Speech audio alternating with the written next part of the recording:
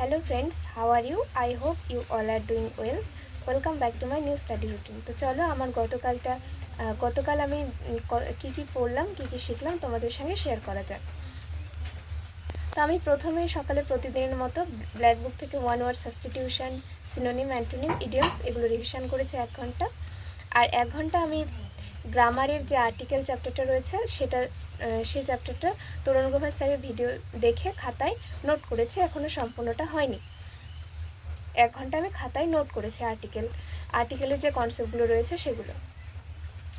এরপর আমি রাত্রেবেলা 2 ঘন্টা মতো কয়েকটা ম্যাথ সলভ করেছি, আর 30 মিনিট মতো পঞ্চায়েত রিলেটেড যে জিকেগুলো রয়েছে সেগুলো আমি ফোন থেকে পড়েছি।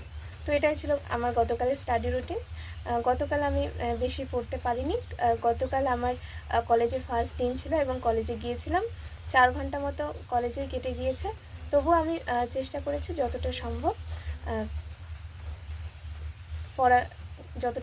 পড়ার। তো এটাই ছিল আমার গতকালের স্টাডি রুটিন। তোমাদের যদি ভিডিওটা ভালো লাগে অবশ্যই একটা লাইক করে দিও, চ্যানেলটাকে সাবস্ক্রাইব করে আমার পাশে থেকো। আজকের জন্য এতটুকুই, আবার দেখা হচ্ছে নেক্সট ভিডিওয়ে।